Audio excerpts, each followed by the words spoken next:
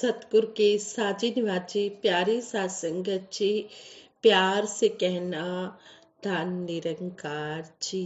बोलिए सतगुरु माता सुदीक्षा सविंदर हरदेव जी महाराज की जय। सतगुरु माता जी का शुक्राना करते हुए और इन्हीं के आशीर्वाद से दासी ये विचार रखने जा रही है। इन विचारों द्वारा हमें यही समझाया गया है कि सच्चा गुरसिख कैसा होता है, असली भगत की क्या पहचान होती है। ऐसे ही दासी एक छोटी सी स्टोरी आप जी के चरणों में शेयर करने जा रही है।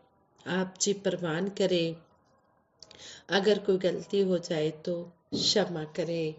कहते हैं एक बार अर्जुन को यह अहंकार हो गया कि वह श्री कृष्ण जी के सबसे बड़े भगत हैं। श्री कृष्ण जी ने अर्जुन का अहंकार दूर करने की सोची। वह वेश बदलकर उन्हें अपने साथ घूमने के लिए ले गए। रास्ते में उन्हें एक ब्राह्मण दिखाई दिया। वह सूखी घास खा रहा था, मगर फिर भी उसकी कमर में तलवार लटकी हुई थी। अर्जुन ने उस ब्राह्मण से कहा, आप तो बहुत अधिक अहिंसक मालूम पड़ते हैं कि जीव हत्या के डर से सूखी घास खाते हैं, फिर आपने हिंसा की निशानी यह तलवार क्यों लटकाई हुई है। वह ब्राह्मण बोला, मैंने 4 व्यक्तियों को सजा देने के लिए तलवार रखी हुई है। यदि वे कभी मुझे मिल गए तो मैं उनका सिर धड़ से अलग कर दूंगा। अर्जुन ने ब्राह्मण से पूछा, कौन है वे 4 लोग जिनका सिर आप धड़ से अलग करना चाहते हो। ब्राह्मण ने जवाब दिया, एक तो नारद है, वह मेरे प्रभु का ख्याल रखना छोड़ भजन कीर्तन ही करता रहता है। दूसरी वह द्रौपदी है, उसने मेरे प्रभु को ठीक उसी समय पुकारा जब मेरे प्रभु भोजन करने बैठे ही थे। उन्हें उसी समय पांडवों को दुर्वासा ऋषि के श्राप से बचाने के लिए जाना पड़ा। तीसरा हृदयहीन प्रहलाद है, जिसने मेरे प्रभु को गरम तेल की कढ़ाई में डाला और हाथी के पैरों तले कुचलवाया। और चौथा है अर्जुन, उसकी गुस्ताखी देखो, उसने मेरे प्रिय भगवान को अपने रथ का सारथी ही बना डाला। उस ब्राह्मण की बातें सुनकर अर्जुन का अभिमान चूर चूर हो गया। उसे पता लग गया कि असली भगत कौन है। असली भगत वही है जो अपने आप को गुरु के चरणों में पूरी तरह से समर्पित कर देता है, जिसके मन में जरा सा भी किसी भी प्रकार का कोई अहम भाव नहीं आता है, यानी कि अहंकार नहीं आता है। जो श्रद्धा और विश्वास से सतगुरु निरंकार के चरणों में पूरे तरह से अपने आप को मिटा देता है। मिटा दे अपनी हस्ती को।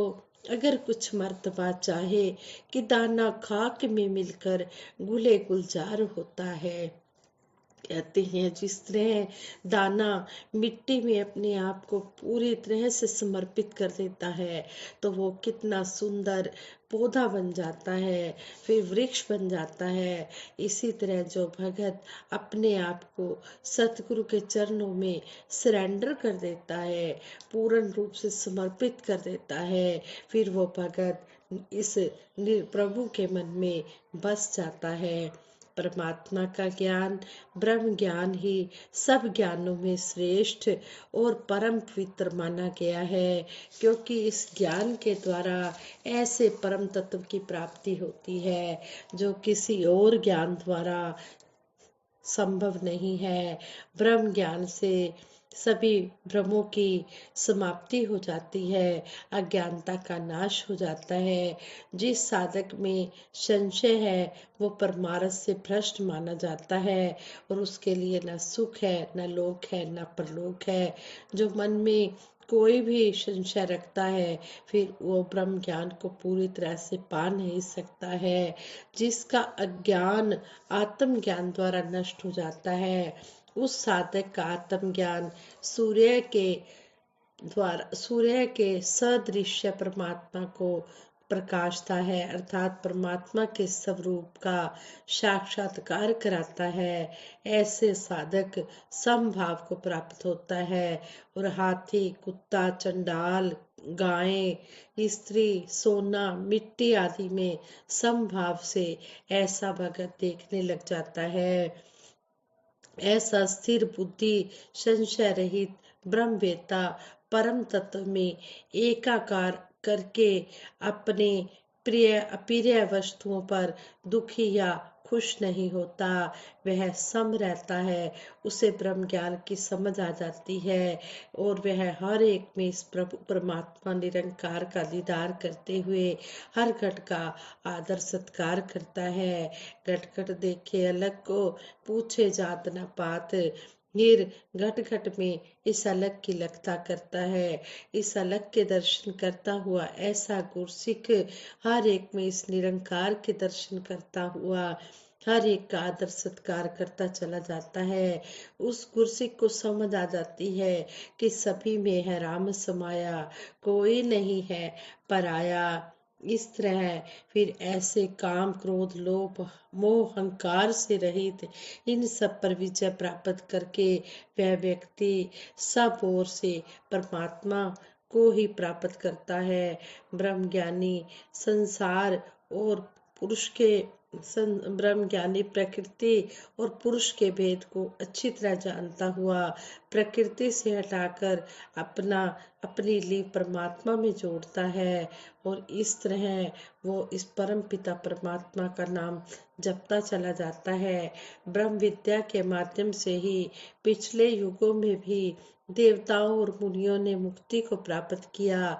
इंद्र और विरोचन ने ब्रह्मा की सेवा में रहकर बहुत साल तक ब्रह्मचर्य व्रत का पालन करने के बाद ब्रह्म विद्या को प्राप्त किया था। यमराज से नचिकेता ने भी ऐसे तत्व का उपदेश ग्रहण किया था जो धर्म अधर्म दोनों ओर से, भूत भविष्य वर्तमान तीनों काल से अलग है।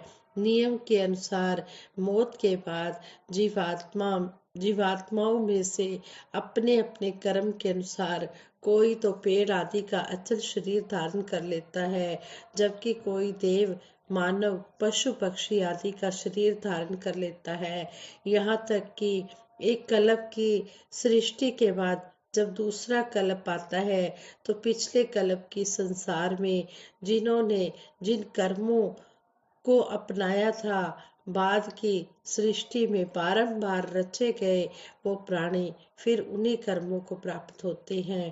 परंतु ब्रह्म ज्ञानी इन सब बातों से ऊपर है, क्योंकि वो नष्ट होते हुए समस्त भूतों में नाश रहित परमेश्वर को समभाव से देखता है और सुख दुख को समान समझने के कारण कभी भी व्याकुल नहीं होता, कभी भी परेशान नहीं होता, जिसके फलस्वरूप ऐसा भगत हर प्रकार से मोक्ष का अधिकारी हो जाता है, मोक्ष के मुक्ति के योग्य हो जाता है, मुक्ति का हकदार हो जाता है। परमात्मा सर्वशक्तिमान है, परमात्मा ही सारे लोगों पर शासन करता है, वे सभी जीवों के अंदर परमात्मा ही है। सारे लोगों की रचना करके उनकी रक्षा करने वाला परमात्मा ही प्रलय काल में उन सबको अपने अंदर समेट लेता है। ये ही सब और से सारे संसार को घेरे हुए, सब जगह व्यापक, सर्वत्र एकमात्र ये परमपिता परमात्मा ही है। ये अंग संग हमारे राम है, सिमरन किया करें, इसके अनेक रूप है, दर्शन किया करें। हर घट मेरा साईं बैठा, सुने सेज न कोय, बलिहारी माँ उस घट को, जिस घट में ये प्रकट होए। ये हर घट में बैठा हुआ है मेरा परम पिता परमात्मा। इसलिए हम हर घट का आदर सत्कार करते चले जाएं। हर एक का हम आदर सत्कार करें, सम्मान करें और समभाव से सभी को देखते हुए सभी को हम प्यार देते चले जाएं। इस तरह हमें सतगुरु समझा रहे हैं, कह रहे हैं कि हमने समभाव रखते हुए हर एक का हमने आदर सत्कार करना है। कभी भी किसी का निरादर नहीं करना है और हर एक में ये परमपिता परमात्मा है। इस तरह जब ब्रह्म ज्ञान मन में प्रवेश कर जाता है, अच्छी तरह से मन में घर कर जाता है, तो फिर समझ आ जाता है ना कोई पराया है ना कोई बेगाना है। बिसर गई सब तात पराई, जब ते साथ संगत मोह पाई। जब ये साथ संगत मिल जाती है, फिर इन सब बातों से छुटकारा मिल जाता है।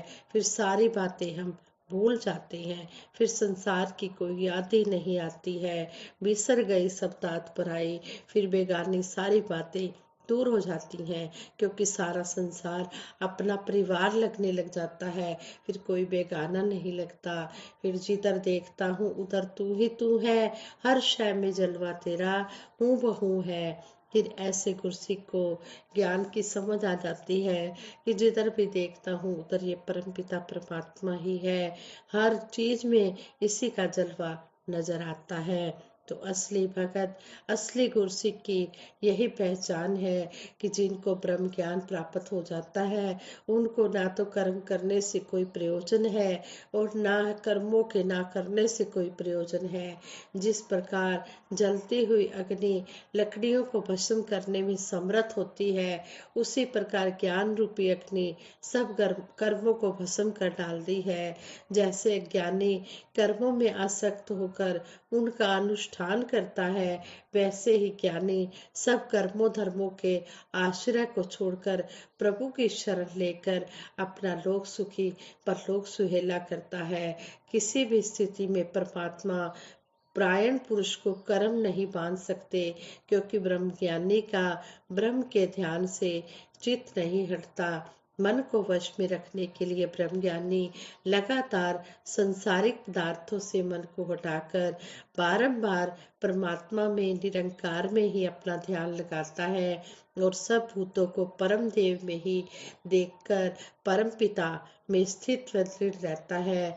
निंदा प्रशंसा को एक बराबर समझता हुआ, जिस प्रकार शरीर निर्वाह हो उसी में खुश रहता हुआ, धन संपत्ति स्थान आदि में ममता रहित विचरता हुआ, प्रभु को ही स्थिर व अजन्मा तत्व जानकर इसी को महत्व देता हुआ, स्थिर बुद्धि वाला ज्ञानी भगत परमात्मा को बहुत ज्यादा प्रिय है। कहने का भाव यही है कि जो हर चीज से परे रहता है, दुख सुख हानि लाभ यश अपयश, कहते हैं कि ऐसे ज्ञानी भगत के अंदर ये परमात्मा विचरण करता है और ऐसे ज्ञानी भगत को ही परमात्मा चाहता है।